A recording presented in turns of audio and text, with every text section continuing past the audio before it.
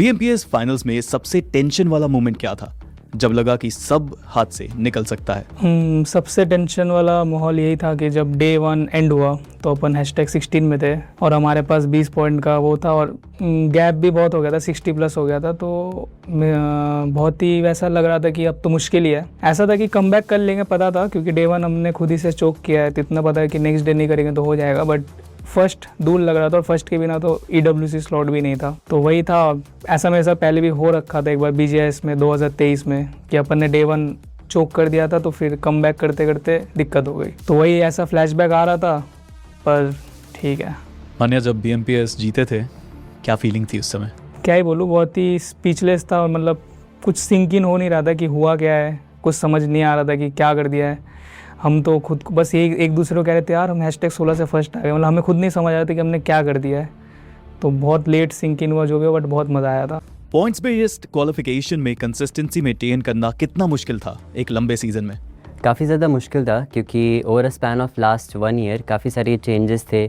क्योंकि हमारा जो रीजन है वो काफ़ी एक ग्रोइंग रीजन माना जाता है एंड है भी, तो उसके चलते टीम्स जो हैं आसपास की वो बहुत ज़्यादा अडेप्ट करती हैं, अपनी जो प्ले स्टाइल है वो चेंज करती है। इसलिए जो लॉबी का ओवरऑल स्ट्रक्चर होता है वो बहुत ज़्यादा क्योटिक एंड अनप्रेडिक्टेबल हो जाता है बहुत बार। तो उन सबको समझ के लॉबी का स्ट्रक्चर प्रेडिक्ट करके उनकी प्ले स्टाइल जो है वो सब कुछ समझ के मेटा के अकॉर्डिंग अपनी स्ट्रैटेजी शिफ्ट करना। एंड ऑल्सो अभी रिसेंटली ही इंडिया में ऐसा हुआ था कि रोंडो मैप का इंट्रोडक्शन हुआ था, तो वो मैप को भी अच्छे से देखना, क्योंकि सब लोगों के लिए नया था, तो वो मैप खेलना सीखना एंड बहुत सारी चीज़ें उसके अराउंड भी।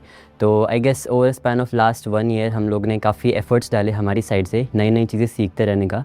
एंड आई गेस उसी रीज़न के चलते हम लोग को पॉइंट्स मिले, जिसकी वजह से हम लोग क्वालिफाई कर पाए। कौन सा मैच था जिसने सबसे ज़्यादा कॉन्फिडेंस दिया कि हम कर सकते हैं EWC के लिए क्वालिफाई? कोई स्पेसिफिक ऐसा एक मैच नहीं था जिसने हमको कॉन्फिडेंस दिया कि हमको लगा कि हाँ अब हम क्वालिफाई कर सकते हैं, क्योंकि पास्ट में हम लोग ने पिछले 2 साल में एज अ टीम काफ़ी सारे ऐसे मोमेंट्स निकाले हैं जिसमें लोगों को लगता था कि हम लोग शायद क्वालिफाई भी नहीं कर पाएंगे या फिर नहीं जीत पाएंगे। तो वो सारे मोमेंट्स को, वो सारी वॉल्स को, बाउंड्रीज़ को, ऑब्स्टेकल्स को क्रॉस करने के बाद में हम लोग को एक दूसरे पर बहुत ज़्यादा ट्रस्ट डेवलप हुआ। तो अब हमारी टीम का जो स्टेट है वो मेंटल स्टेट ऐसा ही होता है हमेशा कि कितनी भी बुरी पोजीशन हो, कितनी भी ख़राब सिचुएशन में हम लोग क्यों ना आ जाए, बट हमको पता है कि हम लोग कहीं से भी कितना भी ऊपर तक बाउंस बैक कर सकते हैं। जब वो पल आया था, जब आपको पता चला कि आप क्वालिफाई हो गए हो EWC के लिए, आप स्टेज के ऊपर थे, मैच तब चल रहा था, क्या फीलिंग थी सबके मन में? काफ़ी अच्छी फीलिंग थी, कॉज डे 2 का जो एंड हुआ था हम लोग आई गेस 13-14 पोजीशन पे थे ओवरऑल टेबल में।